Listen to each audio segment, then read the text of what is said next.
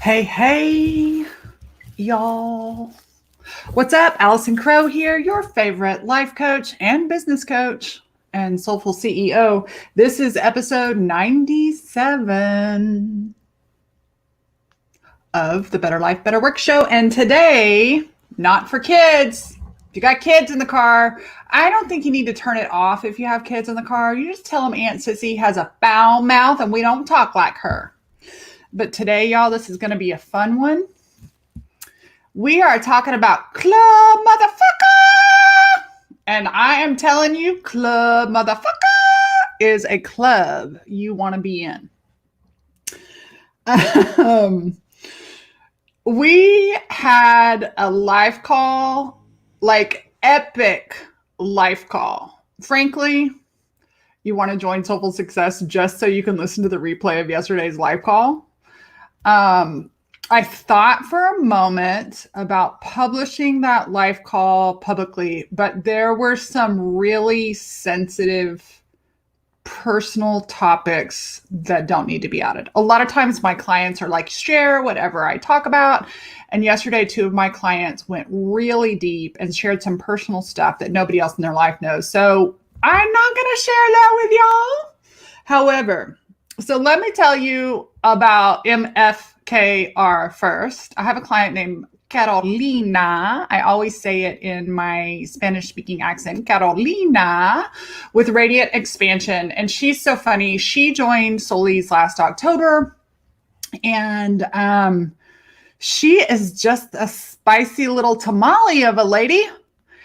Carolina's fun. She sends me these audio messages. I bet, hey, team, if you're watching or listening, or as you produce this podcast, let's find one of Carolina's audio testimonials. Every single month before she pays me, she sends me this audio testimonial on Facebook. And she sends me, it's like, hello, I'm gonna do her voice for you because it's just what we do. This is how she and I communicate. So she's like, Allison, I'm about to send you some money. I just want to let you know, motherfucker, I can't wait to pay you. Ever since I paid you, motherfucker, I make $10,000 a month. And they're the funniest messages. And, you know, I'm really working on my need for recognition to go away.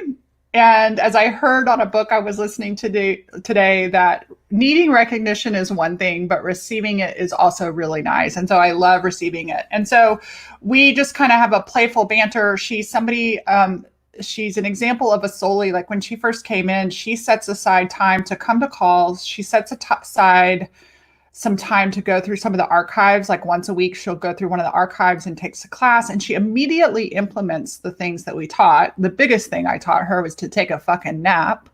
And so she's actually hired her son to make sure she takes her naps and drinks her smoothies. And it's fun. She does corporate Reiki. How cool is that? Right? So she's a Reiki master and yoga teacher and life coach, but she does it for corporations. And so it's been really fun to watch her. And it came up on the call. She said something on the call. She typed in the chat MFKR. And that's what we always type to each other. And you can't just say motherfucker. You got to say motherfucker. And so that's a little history of that phrase. But then this is what we ended up talking about yesterday. So really what today's call is about courage. It's about courage. And one of the things I know from my studies in psychology and human behavior, and I see this even in the positive mindset coaching leadership world, that there is a level of courage that it really requires intentional courage to practice. And that even those of us who strive to be better, we just love personal development and growth. We're human. We're both human and spiritual. Spiritual's having a human journey. What slips back in is conditioning, right? What slips back in is conditioning and judgment. And I have been really using this COVID time. This podcast is not about COVID. but this is the time we are in. I've been using this time and my own reactions to think about behavior, because I found myself behaving like a bitch. I found myself pissed and angry and judgy. And I tell you what, I have a friend who, she's like, I judge people all the time. I don't have any problem with it. And I don't like when I judge people. So like, I'm judging myself for judging people. And it's this cycle. I don't feel good when I judge other people, but I also don't feel good when I don't take a stand. So that has created a little bit of confusion for your favorite life coach and business coach. And I like to explore my own thoughts because it's what I do, makes my life better. And so I've been really paying attention to this and listening to some books and having lots of conversations, frankly, with myself and with my own clients. And I had a beautiful client come to the call yesterday, and I was sharing about another coaching session I had. So a handful of my Soully members have upgraded to a high-end mastermind. So they're still in Soulful Success, but they have upgraded to a high-level mastermind for women who are in achievement phase. So I have 5 achievement phase clients that all, they have employees, they have, they're at the achievement phase in their business. And we were on a call the other day, and one of them asked me, I had said something about like time is unlimited. And she was like, whoa, wait a minute. What do you mean time is unlimited? And what's interesting about these high achieving women is that a lot of them are really, really busy. They do a lot. And they have, this is part of like the recovering overachiever thing. Like for a long time, doing, filling up our calendars, making shit happen has worked until it doesn't work anymore. And it actually is a device that we use, many human beings use, the device of doing in exchange for acknowledgement, because we are born and raised into a society of reward and punishment. If you do good, you get rewarded. If you do mediocre or bad, you're ignored or punished. And so, right, like we grow up giving these emotional and physical rewards. And so it creates these machines of I am enough if I do. So I had mentioned to my client, I was like, listen, I understand you're busy, but part of it is that you believe that time is limited. What if time is just as infinite as love? She was like, tell me more about that. So we had this amazing conversation. And I said, well, part of it is a spiritual belief, right? And I have a whole prosperity course. It was one of the first courses. It was like the second course I ever did was meditation with markers, doodle prosperity. It's not available to the public anymore. It is a bonus for Soulful Success members.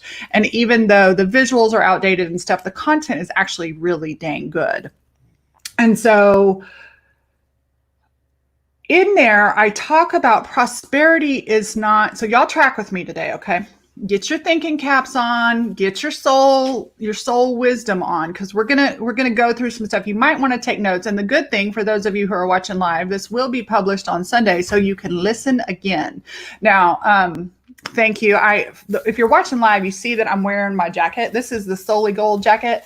I put it on for my clients this morning. I sent 2 Soully Gold jackets. When a Soulful Success member has been a member for 2 full years and they start their 3rd year, they become Soully Gold and they get the jacket. So I have quite a few members that are on their 3rd year of membership with me. Okay, let's go back to time is infinite and prosperity. So prosperity is not just about money. Yes, there's money is prosperity, but time is infinite. Opportunities are infinite. Love is infinite. What are some of the other things I teach about? Like where we can get scarcity. So you can be in scarcity in time. You can be in scarcity in ideas. You can be in scarcity in opportunities. Right. And so I noticed in my client's language and in her energy and the way she would express herself that she was feeling thirsty. So feeling emotionally and physically thirsty is very different than being hydrated. Today, my energy is hydrated and full. And so I asked her, I was like, when you look at your calendar, and she was telling me, she was like, I time block my calendar and I put all these things and I manage my time. Managing your time. Yeah, I just don't even go there. And yeah, let's not talk about managing your time and time blocking. I get it. I was taught it. But here's what I want you to see. What's happening is how many things on your calendar are you saying yes to that you're really a no about in your heart? When we say yes to something we mean no to, that is called an obligation. And an obligation, that word means debt. So you therefore create a time and energetic debt. No wonder you hate your fucking calendar. Right? Right? Okay, so listen to that. When you say yes to something that you mean no, because you want to be liked. This is the other thing. Why do we say yes when we mean no? Because we want to be liked. That's called manipulation. Hello, givers. I see you. I know. You're like, give, give, give, give, give, give, give, give. Why do you give? Do you give from a full heart? Or do you give because you want to be liked? You want to be seen as good. You want to be seen as holy. You want to be thought. You want to be recognized as good. That's not giving. That's fucking manipulation. By the way, you spot it. You got it. I've done it in the past. And so about 4 or 5 years ago, I was like, ooh, what if my yes were yes and my no were no? I had a friend, a little pause here. I love to tell this story about Mark Silverman. So Mark Silverman is a colleague and friend of mine. He has a podcast called Mastering Midlife, and he wrote a book called Only Tens. Short, easy read. But he tells this story in the book, and he's told it to me in person. Before his mom passed away, his mom came up from Florida and lived in Washington where he lived. And she didn't live with him, but she lived near him. And so his book, Only Tens, is like, if it's a 10, you do it. If it's a 9.8, you don't do it. You say no to the 7, 8s, and 9s. And a lot of you are grown up enough, you're wise enough, you're mature enough, you've been in leadership long enough that you don't say yes to 0s and 1s, but you are saying yes to 6, 7, 8s, and 9s. And what happens? So Mark would talk about you only say yes if it's a 10. And Mark, so people ask me, and I'll bring back in Mark's book in a second, people ask me, well, what about, doing the dishes at my house? Doing the dishes at my house isn't a 10. Okay. So Mark would tell the story of when his mother was in the final years of her life, I can't remember if it is that she wanted him to take her to the store all the time. So he'd get a call and she'd be like, Mark, will you come take me to the store? Mark, I hope I'm telling this right. I know the essence of it is right. And Mark was like, ugh, that is not a 10. So taking his mother to the store was not a 10. But you know what was a 10? What was a 10 was the way he wanted to be and treat his mother in the final years of his life, the son he wanted to be. So in service of the larger 10, he would do a 0 task. There's no obligation in that. It's in service of. And so, yes, we do the dishes, which is not fun for most of us. We do the dishes in service of a true 10. I do actually. So, and here's the other thing. As you grow and as you learn to allow help, some of us delegate our not 10s in service of our 10s. So I last month hired an operations manager who does a lot of stuff with my clients, and she does a lot of stuff behind the scenes. So uploading videos and putting them on my membership site is not a 10 for me. Having them for my clients and being in the pretty back end of that that membership is absolutely a 10. Getting them done in a timely manner is a 10, but me actually doing it is not a 10. And so it's like I either do it in service of or I delegate it out. So here's the question I asked my clients yesterday. And I asked it in a post also. What has to die? What has to be a clear no, and what has to be delegated? So some of the things in your world, in your life, can be delegated. I had a client yesterday that brought to the coaching session. She's a successful coach. She's a past client of mine. She became a client again. I love when clients return after years away. So one of our early conversations, she was a stay-at-home mom and she was sitting in a pile of laundry.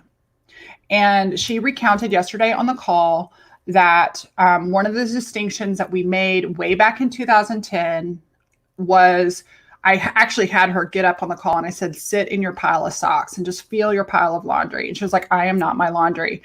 And I know that sounds weird, but that led to insights that gave her permission to either do or not do her laundry and not judge it and go and build her business as a life coach. And to this day, she's actually a famous, doing really well life coach. So now her kids are older, way older, and she got hit by the laundry gremlin again. And she posted something about the laundry and had a bunch of people responded, and she had a bunch of shame about it. Like, why don't I ask my kids to do it? Why don't I do? And you guys, most of us are not running around every day with the filter on, is this a yes or is this a no? We are literally raised to do whatever the right thing is in service of others. And the distinction I want to make today, and what I help my clients this week in about 5 different ways see, is that when you say yes to you, that is called a holy yes. And yes, there are some people in life that they're not going to like it. They're not going to like it. But when you intentionally decide, I am going for the yes in me. So here's what happens. You are not giving any longer out of manipulation. If you are not afraid to be liked or to be unliked or to be displeasing to others, this is really a people-pleasing issue, right? And I've really struggled with that. And so household chores is like, that's what's so funny is household chores really are nothing, but they're something. Right? And household chores, well, we don't even think about household chores, but take it from household chores to what you're doing in your business, to who you're saying yes to having lunch to whatever is on your calendar. And so many people have things on their calendar, or I need to do this because and we're doing it out of obligation. So if you say yes to yourself, if you are actually, I have a phrase I tell my clients to be self-centered. And they are all capitalized. It is a holy term. And what happens if I am centered in myself? I allow myself to be the center of the world. So here's what's funny. I see a couple of names watching live. Mostly I see Mary and Tiara. Mary, your job is to be the center of your world. Tiara, your job is to be the center of your world. Listener to the podcast, your job is to be the center of your world. And we go, wait, I was always taught you're not the center of the world. I'm sorry, you guys, you are the center of your world. And when we start giving outside without filling ourselves up, our orbit becomes wonky. And so here's what happens. Track with me. When you center in yourself by choosing holy yeses, and anything that isn't a holy yes that you choose to do, like laundry. I love having clean laundry. Having clean laundry is a holy yes to me. I'm so grateful. Do you realize what an opportunity having a washer and dryer is? And having clean clothes is. And so keeping that going is a pain in my ass. My husband does a lot of it, but keeping that going, he asked me today when he left, he said, please keep the laundry going. So for peace with my husband and having clean laundry is a holy yes, I'll do something that is a no. But what happens is we fill up. So I'm going to go away from laundry for a second. So instead of working with clients that are a no, instead of agreeing, every single week, someone sends me an email that says, I want to feature you. And what they're doing is they're doing some kind of summit.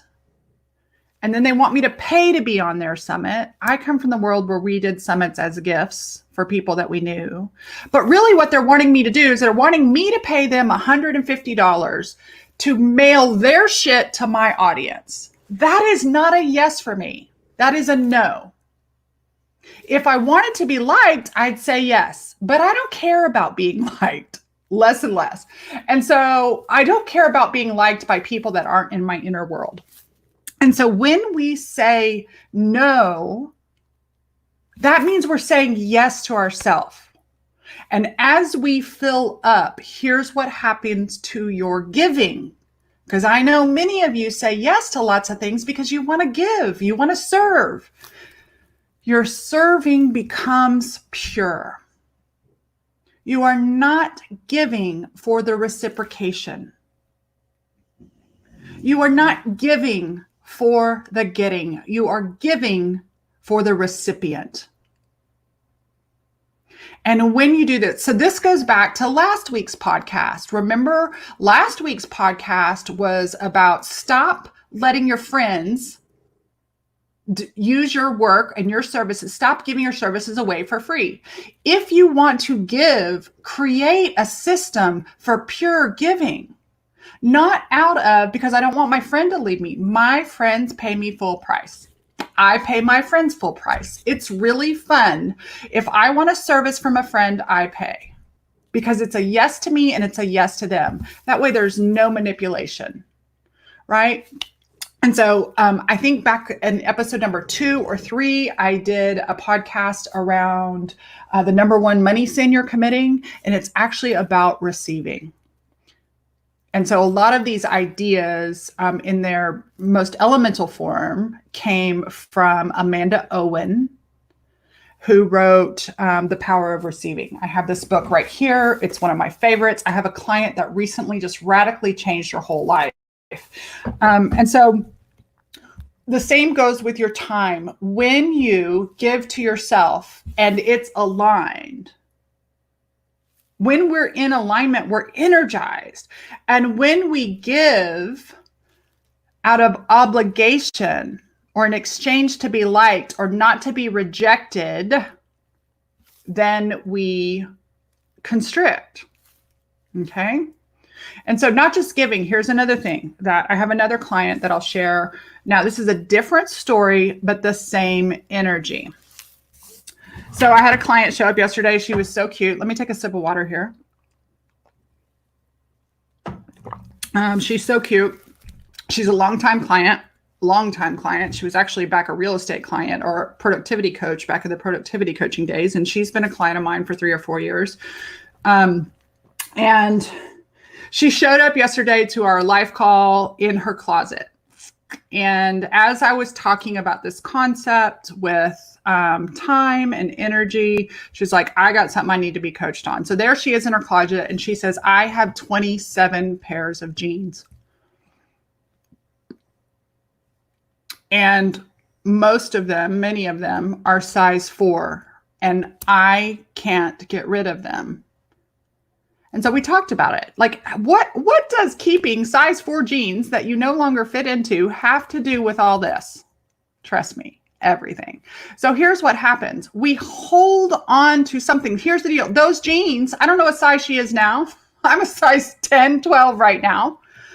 Size 4 jeans are a no. If I couldn't even fit one leg in there, that is a no to me. And it creates an energetic debt. But here's what's interesting. Not only does it create an energetic debt, it brings up, she is judging herself for being the size that she is. If she didn't judge herself for being the size that she is, she would throw out or donate the size 4 jeans. Now, interestingly, as she was talking in the closet, she said, my son is home, and she called him a organization Nazi. I had another client on the same call called herself a control freak. And I said, whoa, whoa, whoa, whoa. So here's the deal. I'm going to use her first initial, J. J, your son is an organizational king, and you are not. She's not very organized. She's a queen at other things, but she's not a super organized person. And she was inspired to clean her closet. And I said, but here's the thing. You are not only judging him, like you think I was like, oh, he's so good. He's an organizational Nazi. By using the term Nazi, you're actually judging it. She was like, oh my God, I am. And I said, you're judging him because really you're judging you for not being a size 4 and for not having an organized closet.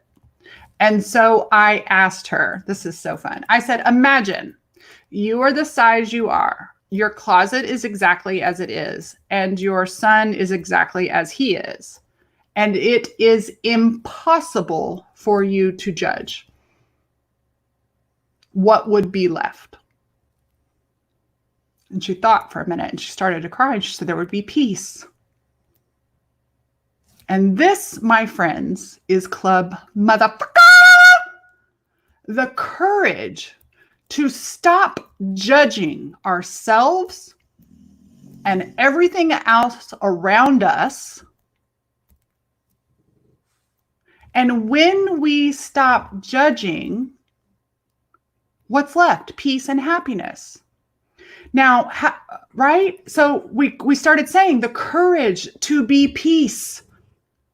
For me this week, on Sunday night, I went to bed and I said, dear God, I never pray to God. I normally just kind of pray to the universe or just pray. And I got very specific with God. I said, dear God, I even said the dear part, dear God, I'm feeling flatlined. Like there's nothing for me to be unhappy about, but I want joy. Where's the joy and fun? And God said, darling, circumstances are neutral. COVID is neutral. Socioeconomic status is neutral. Whether people love you or hate you is neutral. It's a really profound fucking statement. Our brains are taught that it's miserable if we're poor or marginalized, but the reality is it just is. It's just a circumstance. And when we buy into the lie that life is horrible or life is hard or COVID has fucked everything up, we're not taking what we have. We're actually moving towards, track with me because this is backwards. We're moving towards not having the courage to enjoy this life we've been given. No matter what it is. We all have hardships. We all have different levels of hardships. I am not denying that. But it is pretty mind-bending to decide I'm going to have the courage no matter what my circumstances are, no matter what my paycheck is, no matter what my body size is, no matter what my socioeconomic status is, no matter what my race is. Do you want to wake up and be angry and pissed off? Or do you want to wake up and create? And so for some of my clients, it was the courage to be peace. Some of my clients, it's the courage to be happy even though. And y'all know I am all about feeling the shadow, but there is no sense to wallow in it. Honor your disappointment. Don't live in it, motherfuckers. And so this is what motherfucker is about. Motherfucker, because I just think that is the funniest phrase. That's why I use it in a very affirming way. I realize that not everybody wants to be a motherfucker, but we were like, club motherfucker. Club motherfucker is, I'm tired of taking stuff so seriously, even the serious stuff, that I forget to have peace and joy in this one life I've been given. Money does not make you joyful. It gives you a few more choices, but you have the right. So here's what's interesting. All week long, I have had joy. My circumstances are no different. I chose. Still COVID out there. It's still what it is. There's still people suffering. There's still politics I don't agree with. And I haven't had to ignore those things either. Because in the past, my choice was put my head in the sand. Well, that's just not my personality. I don't want to avoid discomfort, things I don't like. I want to learn how to sit with things I like and still feel joy. I don't have to feel joy about them, but I can be joy. And what happens is when I choose yes to my wholly aligned self, then my creativity in service actually serves the injustices that I want to take care of. It serves creating the close in the gap of the income. I have a spiritual talk called You Cannot Make Money with a Stick Up Your Ass. And it is, so here's another one I want you to track with me. Misery loves company. There was a time when I was talking with one of my clients on a group call, another learning, and our life calls are amazing. Man, our business calls are badass, but our life calls are really deep and powerful. And so my client has a 13-year-old son, and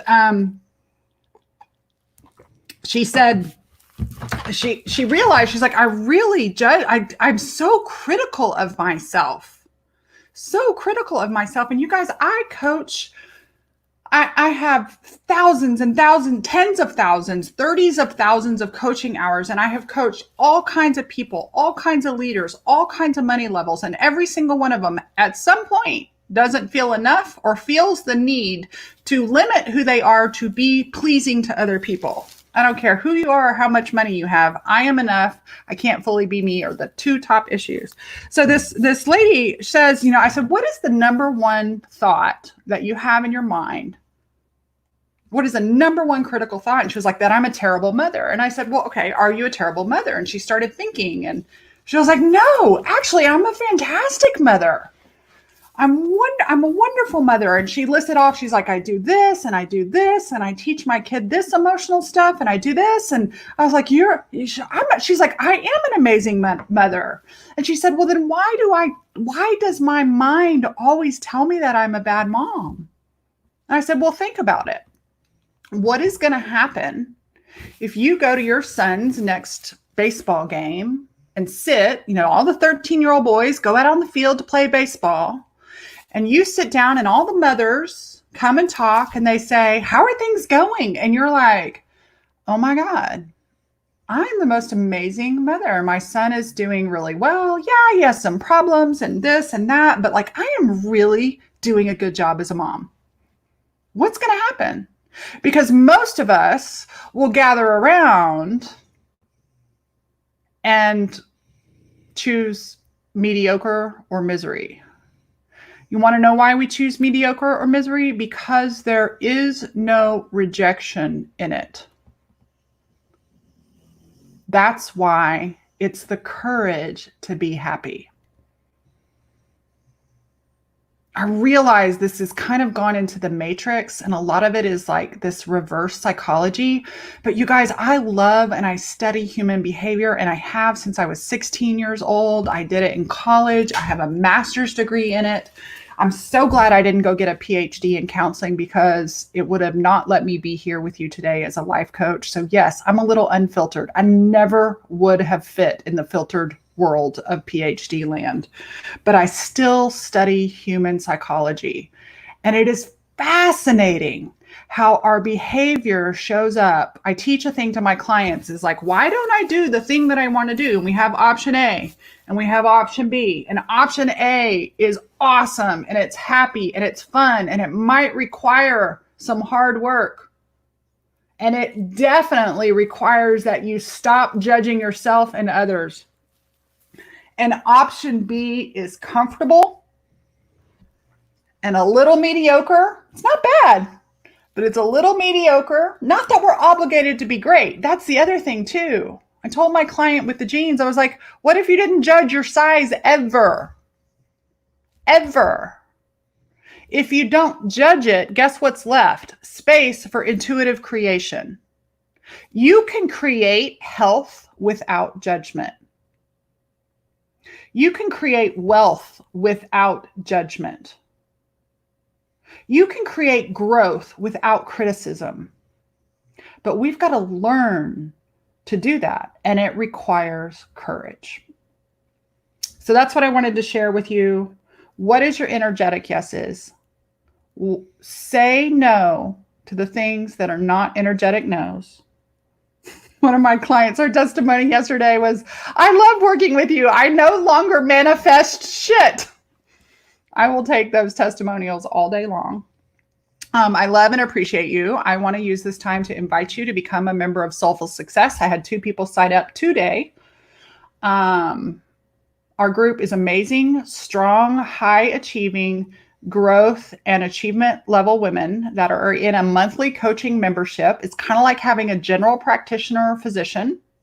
I'm not a physician, but having a general practitioner. We have business calls on Monday. We have life calls on Thursday. There's an amazing community.